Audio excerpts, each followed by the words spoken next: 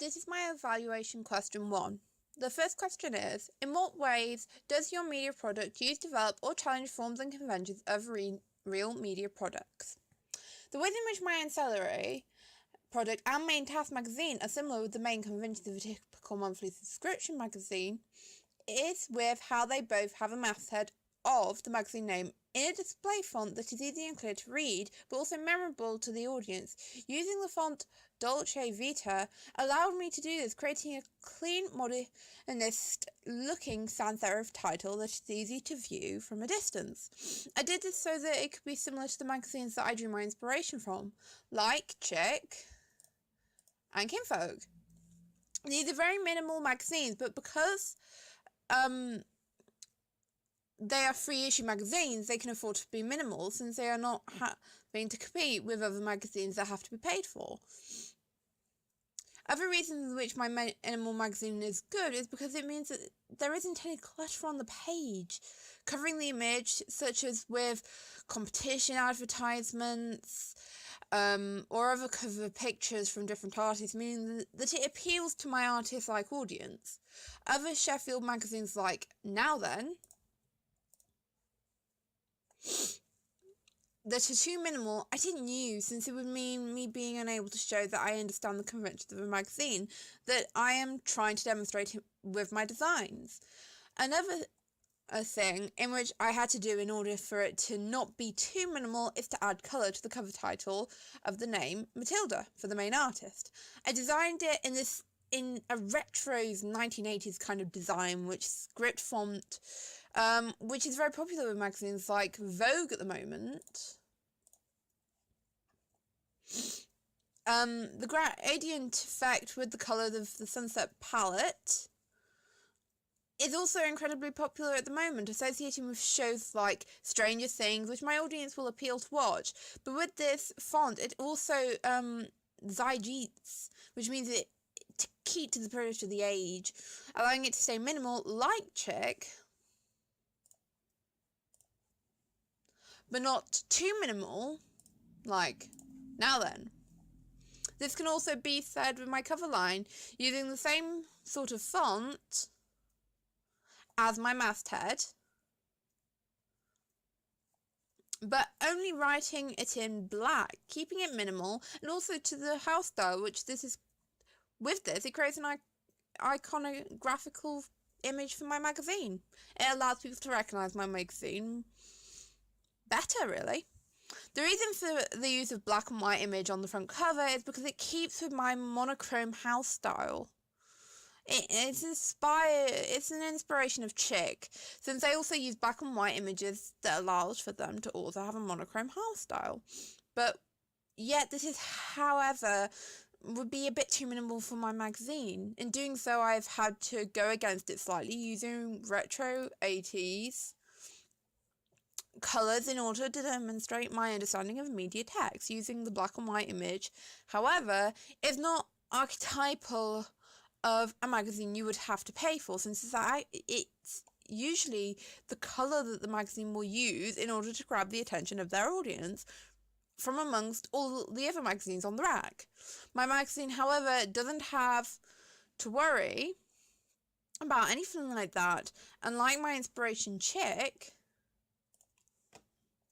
uses black and white images on the front cover in order to show off the good photography without needing to be overly ostentatious about it, appealing to my audience as an ideal self or ideal partner, as stated by Carl Rogers.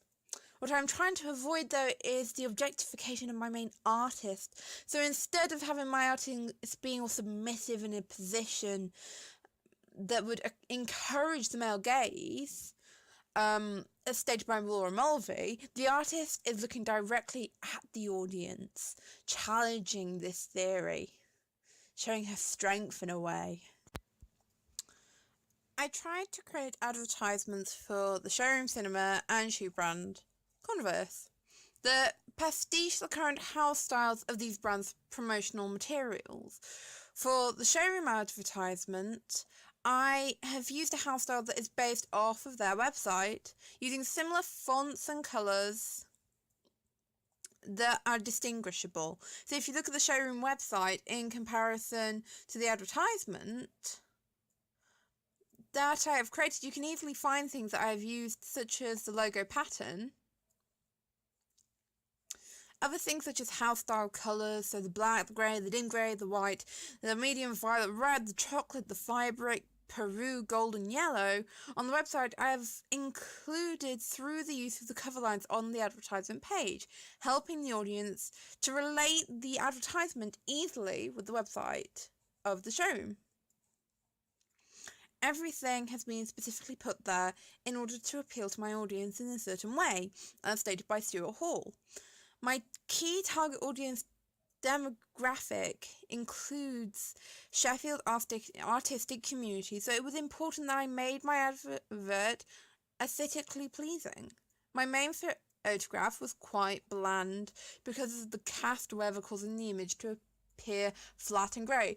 So I used Photoshop to help burn the sky in the photo filter in order to add warmth to the image, creating more depth.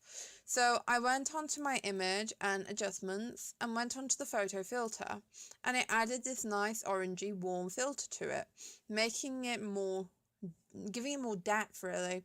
And as you can see, I can adjust that, making it more deep and less deep. So I kind of put it to about 50, as you can see here. Maybe slightly less, it's going a bit orange. And I kind of just add that little warm sun to it. Now this image has already been slightly edited. You can see a little bit of the grey of the building, but that's obviously to keep it as relatable as possible. Now in order to do the burnt edges, it is quite a simple trick for you to do. You simply click on this box tool here and make sure the fill is black. Make sure it's completely black. Then you draw it over the entire picture, making it all black like so. And then you go onto your rubber tool. Now, at the moment, you can't really do this because you have to rasterize the image. So I have just rasterized it.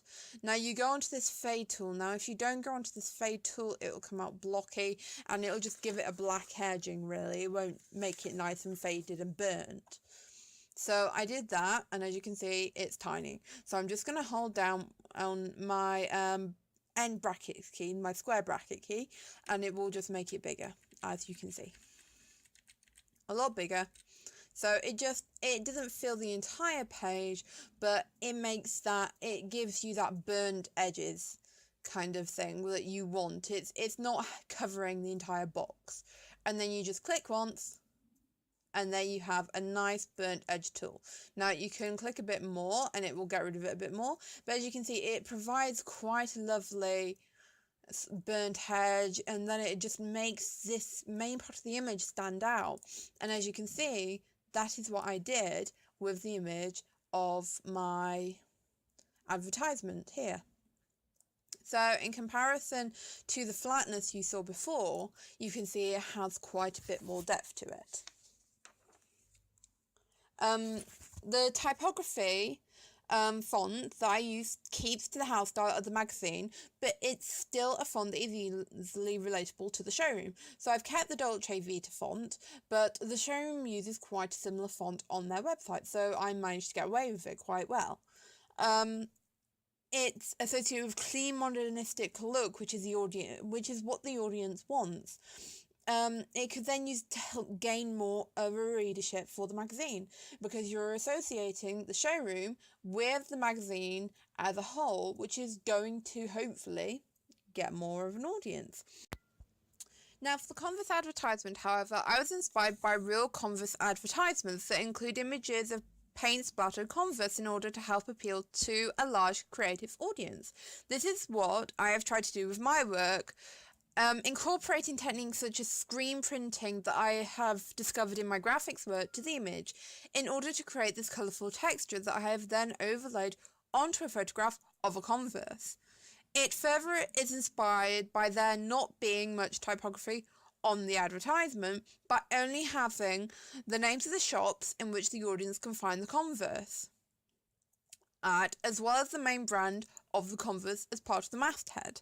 Apart from that, the main subject of the advertisement is the image of the actual product itself, as well as the numerous colours on the page, which is what helps to draw the attention of the audience using the bright colours, like what the real advertisement Converse has also used. Furthermore, since it is on the left side of the magazine double page advertisement spread, then the audience is more likely to look at it first, since an audience will read left to right unless the advertisement on the right hand side is something of a particular interest to the reader, or has some sort of design that lures more attention, that it causes the audience to look from the right to the left.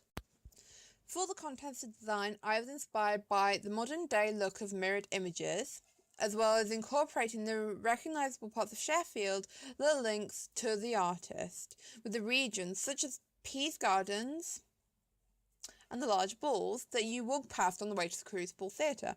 Doing this, I also incorporated the Dodger blue from the image, using it to highlight the main featuring artists, so that my audience can easily find them and pick them out using the same contemporary font that is an ongoing iconic feature through my magazine, which is the Dolce Vita.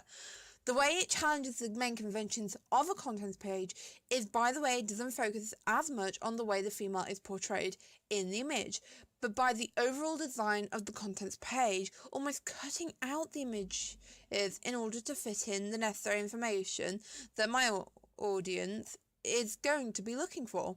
Instead of being designed to look pretty, it's designed to effectively give the audience the information in quick snippets. Instead of bombarding them with unnecessary images, advertisement that my audience will not be interested in. Instead, it is there to capture the design and creative side of my audience, but challenges the conventions of a contents page by cutting away at the imagery, instead of making it something that the audience can quickly identify with as an ideal self or ideal partner, as stated by Carl Rogers, and or even see as something to desire after with the male gaze, as stated by Laura Mulvey. My design challenges the male gaze, though, by having my artists looking directly at the audience again, instead of looking down or away. They are not in any sort of objectifying position, therefore are showing their strength as a female instead of an object of desire. But because my audience will still be wanting to see a designer aspect of the contents page as well, with a link to the region it is promoting, I have also merged iconic photographs from the region in order to create a double exposed image that is then mirrored, creating that modernistic zeitgeist look again. Now, in order to demonstrate this, I have already brought up a very simple image of an image that I was going to feature in my work, but I ended up didn't because I didn't really need to. Now, in order to create this sort of iconic double exposed image, you just have to quickly select the main part of the image you want. So I'm just quickly doing this. This is going to look really bad, but oh well. Now, I've just quickly selected really badly this part of the image, but oh well.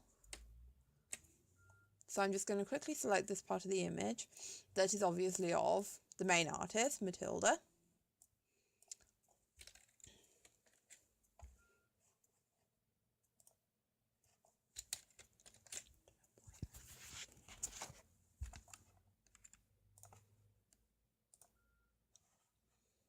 Okay, so let's say that this is properly highlighted and we can cut out all this unnecessary background that we're not going to want, because with this background we're not going to really want it at the moment in our image. We want to focus on that double exposed image that we are trying to create. So in order to do this, we just do the nice highlighted ant lines around the actual original image itself. Okay. And then what we are going to do is we're going to Control-Shift-I, which selects the background away from the image. So now hopefully we can get this little bit here, or not. Sorry about this, it's a little bit unprofessional. Anyway, so there is our image. Now we are going to layer this from the background because we don't want this to have a layer away from the background. Then we're going to go onto the magic wand tool, and we're going to right click the area which we have selected and refine the edge. Now I've done that completely wrong. You have to make sure the actual artist is selected in order to do this. Sorry about that. You refine the edge, which, as you can see, gets rid of the entire background. Now, in order for this edge to not look so clunky, for the radius, you do a 1.5. Now, that will soften the edges and make it look a little bit more natural and less like it's just been cut out. Now, unfortunately, because I have not done this very well, it looks a bit of a mess. But you also have to remember that you have to have this as a new layer with a layer mask. Otherwise, you won't get that look. So as you can see that it's the transparent squares have appeared. So that means that this image now doesn't have a background to it at all. So we're going to file and place a new image. Now this is one of my images from Peace Gardens in Sheffield. So I'm going to use that. Now we're going to enlarge this image so it covers our entire artist. So there we go. There is our lovely Peace Gardens image. We are going to make this image black and white. So we are going to first rasterize the actual image itself, then do image adjustments black and white. Now this turns it into a black and white image, and you can adjust it to make it obviously look a bit darker, maybe make it a bit more brighter, give it a bit more contrast to it. So there we have it. Now we are going to select the layer mask, hold Control. We're gonna select the image on top, hold Control, and then select the layer mask, and then you get these dots again. Now what we're going to do is we're going to go right down here into this little bottom corner, and we're going to layer mask it. So it's going to add the mask onto the image we have just selected. Now, in order for our image to come through the other image, we're going to have to change the levels for the image. We're going to have to make it quite a dark image. So we go on to levels, and we have to make it quite a dark image. So it will look really dark, quite dismal. It's not going to look very good at first, but when we layer that onto the rest, it will look pretty good. So I'm just going to quickly do that. As you can see, it's quite a dark image. You don't have to make it as dark. You can make it less dark, but this is just as a demonstration. We then go on to the hue saturation, and we're going to make this a blue. Well, no, we're not. We're going to go onto the color balance, sorry about that, and we're going to make it blue. So we're going to give it a blue tint to it. Now this is going to be a 10. If I can get it right. -10. It has to be a -10, and it will give this nice slight blue tint. So as you can see, we've got a nice blue tint. Now as you can see, now that we have put the image on top, we can't see the face of the artist anymore. It's not there anymore. So we go over to this box here, just above where your layers are, where it says normal. Now we're going to click on the button there, and it comes up with this lovely long list. Now these are the layer merge list. So this is how you will merge your layers. Now to go through them really quickly, you hold Shift and press plus. Without the actual box selected, it can't be selected, and you have to have the top layer selected for this to work. Otherwise, when you hold Shift and press plus, the effects will go to the bottom layer and it won't work. So you have to make sure that the box is not selected and that your top layer is selected if you want to do the quick shift. So you hold Shift and press plus, and as you can see, it will go through them. Now, this is really good because it means when you hold Shift and press minus, it will go back, and then when you press Shift and go forward, it goes forward. Now usually when you're doing a double exposure, you go onto screen, which is that, and as you can see, it creates this lovely screen image of our artist. Now we don't want the entire artist to be covered like that, so in order to stop this, we go onto our little rub out tool, and we rub the top layer out. And as you can see, because I have it on this slightly softened edged one, it's making my artist come out, but still keeping that image. So we're just gonna do the face, maybe a bit of the face like so, and there you have it. There you have a double exposed image. Now at the moment, it doesn't look very exposed at the moment. You can see the edges, you can see everything really. So what we do is, in order to make this image more double exposed, we find the color at the edge, which is this white grey here, and we do a box behind it. So you do this box in this grey colour and put it directly behind the entire image. And as you can see, our artist is starting to disappear into this. Now then what you do is you rub the artist and the top layer out. You basically rub the edges out. So we're going to rub this edge out here. And as you can see, it looks more or less double exposed. So we're just going to rub the artist out. And there we have a double exposed image. So it makes it less like the artist is there. It makes it like the artist has disappeared into the image, that she's part of the image, and that is what I have created for my contents page to appeal to my target audience.